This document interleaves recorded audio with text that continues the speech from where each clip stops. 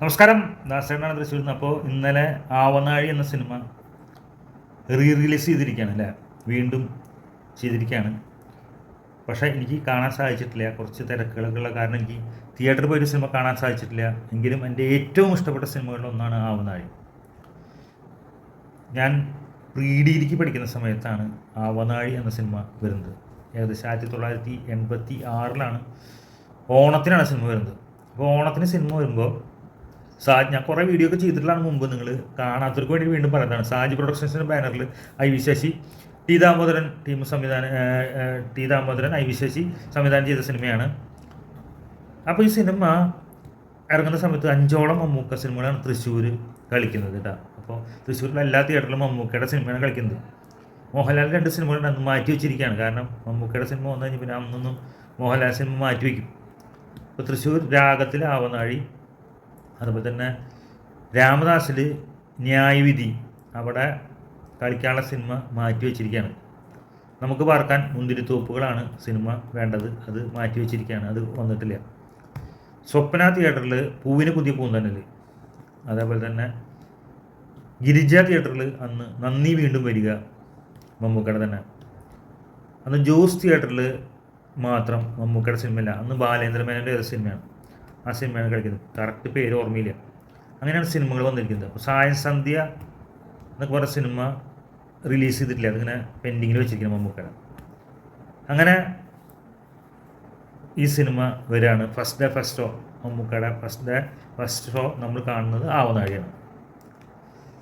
Inspector Balram എന്ന കഥാപാത്രമായിട്ട് Mammukka തകർത്താടി cinema എന്ന് പറഞ്ഞാൽ ഒരു ആഭാഗതകളില്ലാത്ത ഫുൾ എൻഗേജിങ് ആയിട്ടുള്ള രാഷ്ട്രീയം നിറഞ്ഞാടിയ സിനിമ. ധാരാളം കഥാപാത്രങ്ങളുള്ള സിനിമ. മമ്മൂക്ക, ക്യാപ്റ്റൻ രാജു, സീമ, ഗീത, ഇവരൊക്കെയാണ് ഇതിൽ അഭിനേതാക്കളായിട്ട് വരുന്നത്. കരടി ബാലു എന്നുള്ളൊരു കഥാപാത്രമായിട്ടാണ് മമ്മൂക്ക. ജോണി ഉണ്ട്, മമ്മൂക്കയുടെ വിശ്വസ്തനായിട്ടുള്ളൊരു പോലീസ് ഉദ്യോഗസ്ഥൻ ജോണി. അങ്ങനെയാണ് സിനിമ വരുന്നത്. തിക്കുറിശി, റഹ്മാൻ, മമ്മൂക്കയുടെ കുറേ സീനുകളുണ്ട്. മമ്മൂക്കയുടെ കുറേ സീനുകൾ, ഗംഭീര സീനുകളൊക്കെ ഉള്ള സിനിമയാണ്. അവസാനത്തെ ഡയലോഗാണ്, ക്ലൈമാക്സിലെ ഡയലോഗാണ് എനിക്ക് എപ്പോഴും ഓർമ്മ വരാറുള്ളത്, എപ്പോഴും നമ്മൾ പറയാറുള്ളത്. സത്യരാജ്, നിന്നെ 2 തവണ ഞാൻ അവർക്ക് പിടിച്ചു കൊടുത്തു. നിൻ്റെ പണത്തിൻ്റെ സ്വാധീനം കൊണ്ട് നീ ജയിലിൽ സ്വതന്ത്രനായി ജീവിച്ചു. നിന്നെ പത്രക്കാർ വാഴ്ത്തി. നിൻ്റെ പേര് സിനിമയും കഥകളും കവിതകളും സിനിമയും രചിക്കുന്നു. നിന്നെ ജനങ്ങൾ ആരാധിക്കാനും അംഗീകരിക്കാനും തുടങ്ങി. ഇനി ഞാൻ ഒരു കോടതിക്ക് നിന്നെ വിട്ടുകൊടുക്കില്ല. നിൻ്റെ ശിക്ഷ ഞാൻ തന്നെ നടത്തും എന്ന് പറഞ്ഞിട്ട് വെടിവെക്കുന്ന സീനുണ്ട്. അപ്പോൾ ഇങ്ങനെ എക്കോ അങ്ങനെ ബാക്ക്ഗ്രൗണ്ടാണ്. അതൊക്കെ ഈ സിനിമക്കല്ലേ 50 തവണയൊക്കെ കണ്ടുള്ള സിനിമയുടെ, അത് ഇപ്പോഴും ഓർമ്മ വരുന്നുണ്ട്. ഇപ്പോൾ അതിൻ്റെ ഭാഗം കണ്ടിട്ടല്ലേ പറയുന്നത്. കുറേ വാക്കുകളിൽ കട്ട് ചെയ്ത് പോയിട്ടുണ്ട്. കാരണം ആ സിനിമയോടുള്ള ഇഷ്ടം കൊണ്ടാണ് ഈ ഡയലോഗ് സത്യരാജ് എന്നുള്ള സംഭവം. അങ്ങനെ ടുഷ്ക എന്ന് പറഞ്ഞല്ല കണ്ടത്. അങ്ങനെയാണ് ലാസ്റ്റ് സിനിമ വരുന്നത്. അപ്പോൾ ഈ സിനിമ വമ്പം വിജയമായി. ബാക്കിയുള്ള സിനിമകളൊന്നും കാര്യം. പൂവിന് പുതിയ പൂന്തന്നെ അത്യാവശ്യം വിജയിച്ചിട്ട്, അതിപ്പോൾ വിജയിച്ചില്ല എന്നൊക്കെയാണ് പിന്നെ ഇപ്പോൾ ആൾക്കാർ പറയുന്നത്. അതിപ്പോൾ എല്ലാ സിനിമ പ്രാഞ്ചേട്ടൻ എന്ന് പറഞ്ഞ സിനിമ വിജയിച്ചില്ല എന്ന് പറഞ്ഞിട്ട് രഞ്ജിത്ത് ഏതൊരു ചാനലിൽ വന്നിരുന്നു. അവനെ ചെറിയടിച്ച് പൊളിക്കണം. രഞ്ജിത്തിൻ്റെ ചെറിയ എൻ്റെ കയ്യിൽ രഞ്ജിത്തിന് കിട്ടിയ ഒറ്റടിക്ക് ചെറിയ പൊട്ടിക്കും ഞാൻ. തൃശ്ശൂർ ഏകദേശം 150 ദിവസം കളിച്ച സിനിമയാണ്. അതിനാകെ ചിലവ് എത്ര രൂപ ഉണ്ടാവും നിങ്ങൾക്ക് നോക്കിയാൽ മനസ്സിലാക്കാൻ സാധിക്കും. പലരും പറഞ്ഞപ്പോൾ തൃശ്ശൂർ മാത്രം കളിച്ചിട്ടുള്ള കൂടുതൽ, എന്നാലും പോലെ നിങ്ങൾ ആലോചിച്ച് നോക്കിയ 150 ദിവസത്തിന് മുകളിൽ തൃശ്ശൂർ കളിച്ച് അതിനെ തൃശ്ശൂർ റൗണ്ടിൽ നമ്മൾ ആഹ്ലാദ പ്രകടനം നടത്തിയിട്ടുള്ള റൗണ്ട് അടിച്ചുകൊണ്ട് ഈ തെണ്ടി വന്നിരുന്ന് പറയുകയാണ് രഞ്ജിത്ത് സിനിമ വിജയിച്ചില്ല. നമുക്കൊക്കെ നാണക്കേടാവുന്ന കാര്യങ്ങൾ സിനിമക്കാർ. അപ്പോൾ അതേപോലെ തന്നെയാണ് പൂവിനെ പുതിയ പൂന്നെല്ലാം അത്യാവശ്യം വിജയിച്ച സിനിമയാണ്. അതിനൊന്നും വലിയ ചിലവൊന്നുമില്ല, വളരെ സിമ്പിളായി ചെയ്തിട്ടുള്ള സിനിമയാണ്. ഇന്നത്തെ പോലെ കോടികൾ ചിലവാക്കിയുള്ള സിനിമയൊന്നുമല്ലോ. ആവനാഴി പോലും വരെ പൈസ ചിലവാക്കിയിട്ടുള്ള സിനിമയല്ല പൂവിന് പുതിയ പൂന്തന്നൽ. അന്ന് അതും ഈ പറഞ്ഞവർ. അതേപോലെ തന്നെ ആ കണ്ണൂർ സ്ക്വാഡിൻ്റെ സംവിധായകൻ പറഞ്ഞ മഹായാനം എന്ന സിനിമ അത്യാവശ്യം കളിച്ചിട്ടുള്ള സിനിമയാണ്. അതൊക്കെ അവർക്ക് പൊട്ടിപ്പാളിസായിട്ട് അവർ കടം വന്നു കയറി നാട് വിട്ടുപോയി എന്നൊക്കെ പറഞ്ഞിട്ട് എന്തിനങ്ങനെയൊക്കെ പറയുന്ന ആവശ്യം. അത്യാവശ്യം ഓടിയില്ല, നമുക്കറിഞ്ഞൂടെ അന്ന് കാലത്ത് ഓടുമ്പോൾ. എന്തെങ്കിലും ആവട്ടെ, അതൊക്കെ പോട്ടെ. ഞാൻ പറഞ്ഞു മാത്രം. അതായത് ആവനാഴി എന്ന് പറഞ്ഞാൽ ഗംഭീര ഹിറ്റായുള്ള സിനിമയാണ്. ആ സിനിമ 25 ദിവസം ആയപ്പോൾ അതിൻ്റെ സംവിധായകനായ സാജ് പ്രൊഡക്ഷൻസ്, ബ്ലേഡ് സാജ് എന്നാണ് പറയുക. പിന്നീട് ബ്ലേഡ് സാജിന് ഒരു ആഗ്രഹം, അത് കാസർഗോഡ് മുതൽ തിരുവനന്തപുരം വരെ സിനിമയുടെ ഒരു വിജയാഘോഷം എല്ലാ തിയേറ്ററിലും കയറി ഇറങ്ങിയിട്ട് വിജയാഘോഷം പരിപാടികൾക്ക് ഒരു വണ്ടി ഏർപ്പെടുത്തി. അതിലെല്ലാവരും കയറി.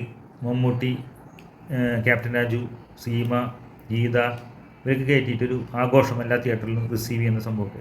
മമ്മൂക്ക പോയില്ല, കാരണം മമ്മൂക്ക അന്നും ധാരാളം പടമുണ്ട്. ഒത്തിരി വീഴ്ച പറ്റിയ സമയമായാലും സിനിമകളുണ്ടായിരുന്നു. മമ്മൂക്ക പോയില്ല. അതിന് മമ്മൂക്കേനെ വെല്ലുവിളിച്ചുകൊണ്ട് നിന്റെ സിനിമയിൽ നിന്ന് ഔട്ടാക്കുമെന്ന് പറഞ്ഞിട്ട് 25-ാം ദിവസത്തിൻ്റെ പോസ്റ്ററിൽ മമ്മൂക്കയുടെ പോസ്റ്ററില്ല, ക്യാപ്റ്റൻ രാജുവിൻ്റെയാണ് 25-ാം ദിവസത്തിൻ്റെ പോസ്റ്റർ ഉണ്ടായിരുന്നു. നിങ്ങൾക്കിതൊന്നും അറിയില്ല. അത് മമ്മൂട്ടി ആരാധകനെ എനിക്ക് മാത്രമേ അറിയുള്ളൂ. ഒന്നും വേറെ ആളും പറഞ്ഞില്ല. ഞാൻ മുമ്പ് 2 വീഡിയോ ചെയ്തിട്ടുണ്ട്.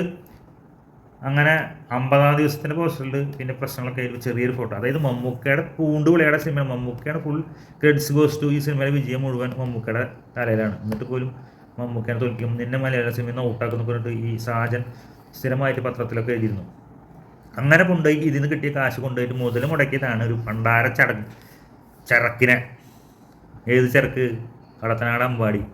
മമ്മൂക്ക ഒഴിച്ച് എല്ലാവരും കൊണ്ട് അണിനിരത്തിയ സിനിമ 26 നിലയില്ല, 126 നിലയില്ല, 256 നിലയില്ല, 1256 നിലയില്ല, 1,56,000 നിലയിൽ പൊട്ടിയത് കടത്തനാട് അമ്പാടി. ഡമ്മികളൊക്കെ ചേർത്തിട്ട് ഇങ്ങനെ മോഹൻലാലിനൊക്കെ കണ്ടു കഴിഞ്ഞാൽ ചിരിച്ച് തലമണ്ടാൻ പറഞ്ഞാൽ കൊടുക്കാൻ തോന്നും. ഇങ്ങനെ വയറിനൊക്കെ ആയിട്ട് നിൽക്കുന്ന സിനിമ, മമ്മൂക്കേനെ തോൽപ്പിക്കാൻ കൊണ്ടുപോയ സിനിമ. അങ്ങനെ വെല്ലുവിളിച്ച് കൊണ്ടുപോയി മമ്മൂക്കേനെ തോൽപ്പിക്കും, ഞാൻ മലയാള സിനിമയിൽ നിന്ന് മമ്മൂക്കേനെ ഔട്ടാക്കുന്നൊക്കെ പറഞ്ഞിട്ട് ചെയ്തിട്ട് പിന്നീട് നേരെ പോയത് ജയിലിലേക്കാണ്.